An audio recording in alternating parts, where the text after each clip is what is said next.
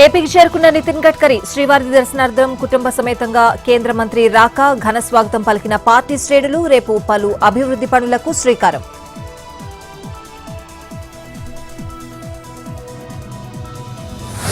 ఏపీలో కూటమి ప్రభుత్వం కీలక నిర్ణయం. ఇకపై పాఠశాలల్లో రాజకీయ నేతలకు నో ఎంట్రీ, రాజకీయ పార్టీల గుర్తులు వస్తువుల ప్రదర్శనపై నిషేధం.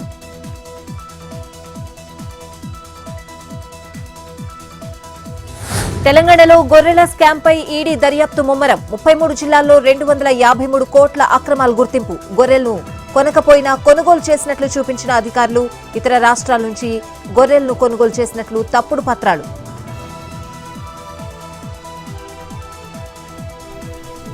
శ్రీ సత్యసాయి జిల్లాలో అంతర్రాష్ట్ర దొంగ అరెస్ట్. హిందూపురం రైల్వే స్టేషన్లో అరెస్ట్ చేసిన పోలీసులు. 75 గ్రాముల బంగారు గొలుసులు స్వాధీనం.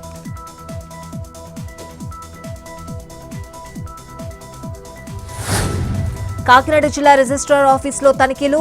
ఆటో మ్యూటేషన్, రెవెన్యూ వసూళ్లు, రిజిస్ట్రేషన్ల పురోగతిపై ఆరా. ఆటో మ్యూటేషన్ ప్రక్రియపై ప్రజలకు అవగాహన కల్పించాలని సూచన.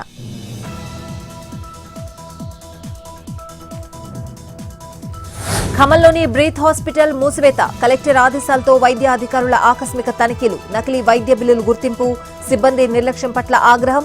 ఆసుపత్రిని మూసివేసిన ఉన్నతాధికారులు.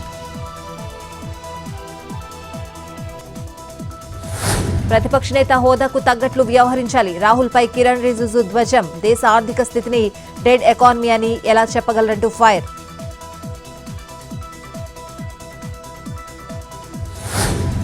అన్నాడీఎంకే నేత సివి షణ్ముగం పిల్పై మద్రాస్ హైకోర్టులో విచారణ. ప్రభుత్వ పథకాల్లో జీవించి ఉన్న నేతల పేర్లు వాడొద్దన్న న్యాయస్థానం. పథకాల ప్రచారంలో మాజీ సీఎంలు, పార్టీ గుర్తులు, జెండా వినియోగంపై నిషేధం.